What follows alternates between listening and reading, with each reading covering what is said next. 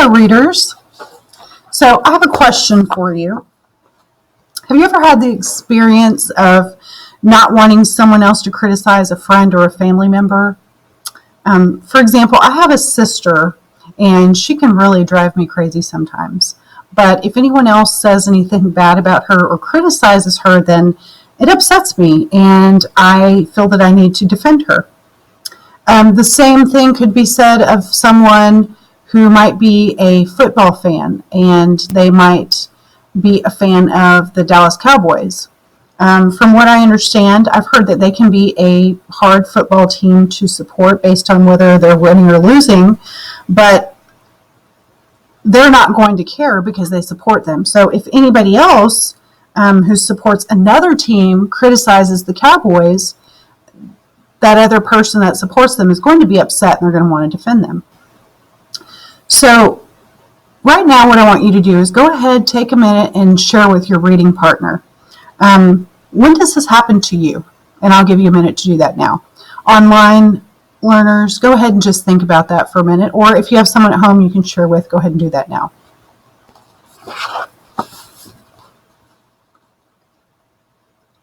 Okay, readers, let's come back together. So I want you to think about this. When we care about a person, a team, or a player, a book, or anything, it can make us defensive. We can't help it. We find it hard to listen to criticism. And this brings me to how we can feel similar emotions about our characters. So readers, today I want to teach you that it's easy to sympathize with protagonists or the main characters and want to defend them. So perceptive readers realize that complex characters, like real people, have parts to them that are less likable. Okay, so let me show you what this looks like. So I haven't just been defending my sister. I've also been defending Will as well. I find myself doing that as we've been reading about him. And I've been sympathizing with his desire to be popular. But maybe I need to look at his behaviors more closely. Now, I'm going to close my eyes and think back over parts of the story with the lens of, are there any parts that push me to see other sides of Will, his less likable sides? You know, I do remember there was this part at the very beginning where Will was talking about the Allens. He'd been picking clovers with them for 6 months. And what does he say? He says that if he finds a 4-leaf clover, the first thing he'd wish was to never spend time with them again. Let's take a look at that real quick. Okay, so here we have it. This is where Will says if he could find that lucky clover, he'd hold it tight in his hand, close his eyes, and wish he was so popular he'd never have to spend time with the other two again. So to me, that seems kind of repulsive and disloyal of him. But I can't blame him, because who wouldn't want to be popular? Who wouldn't want to be with the kids playing tag? But then again, maybe I'm being defensive and I'm defending him, protecting him because he's the main character and I can sympathize with him. But I also have to consider his less likable sides. But the truth is, it's not like he wished they could all be popular or they could all escape. He just wants to get away himself. So in a way, I guess Will can be kind of selfish if I think about it, and maybe even a little mean.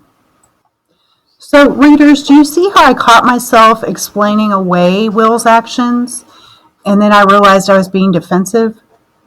Then I pushed myself to consider if some of his actions were not that likable.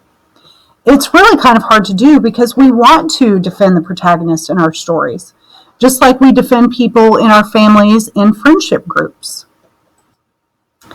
That feeling of being sort of conflicted over a character isn't just about Will, though. You may have that feeling sometimes about the main character in your novel as well. And today, as you go off to read, I want you to add this lens to your reading work. Okay, so push yourself to see the sides of your characters that may not be the most admirable. Okay, and this is where we're going to do what we have here in our chart. We're going to look at a character's less likable sides. Before you get started on your reading and thinking, though, I want you to review the anchor chart. You should have a copy of this. And I want you to think about the reading notebooks that you've seen of your reading partners and others in your class. I want you to set a goal for yourself. And I want you to think about what you're going to do to make your thinking work strong. And use your reader's notebook to deepen that thinking. And as you read today, you can continue to keep Post-its in if you'd like to as you read, and then you can put those Post-its in your notebook later if you'd like to. You could make theory charts about your characters. You could continue to read and grow ideas about your characters. You could take one of those ideas about a character and think and ask yourself, am I seeing this character through rose-colored glasses? So you can try to see sides of that character you don't usually see, which might mean you want to make some kind of, maybe like a lift the flap feature or something to show your work. Whatever you do, I want you just to decide and get started. So I just want to see today that you are thinking about your character and maybe their less likable traits, and then I want you to show me your thinking in whatever way you would like. Okay, so for homework tonight, I just want to tell you quickly about that. So a few days ago, I had asked you to record how many pages you were reading, and in about 30 minutes. And I told you I wanted you to read about the same amount in that time. So at least that amount each night, because then you know that that is what you can do. So for tonight's reading work, I'd like you to time yourself again, reading for about 30 minutes, okay? And this time I want to let you know researchers suggest that in 30 minutes you should be able to read at least 20 to 30 pages. So tonight I want you to time yourself for 30 minutes and see if you can read at least 20 pages. And that might mean you're going to have to read a little bit faster, okay? And don't think about speed as you read. Think about the story. That's what readers do. They don't really think about their speed, because then you're just going to lose track of your thinking about the story. And if you find at 30 minutes you're not at 20 pages, just keep reading until you are, okay? And because in order to be able to read more complex and lengthy books, you're going to have to think about pages rather than minutes as you read. So I want you to push yourself to get between 20 and 30 pages tonight. And that's also how you become a better reader. The more you read, the better you will get at it. Then after you read, you can use your notebook to capture your thinking for just a few minutes, 4 or 5 minutes, okay? We've talked a lot in these past few days about growing theories of your characters, and today we've talked about their bad sides. So you can do that work tonight if you want, but you can do any thinking work that the book makes you do, okay? Find a way to capture your best, deepest, most important thinking by writing after you read. And as I've said before, it's the same way you can choose how you show your thinking or capture that thinking, okay? You could do a timeline, you can do a T-chart, you can do a character web, a sketch. Basically, I want you to write or sketch something that captures your thinking, okay? So I can see evidence of that thinking. And I will be also posting a copy of this homework page in Google Classroom for my online students as well.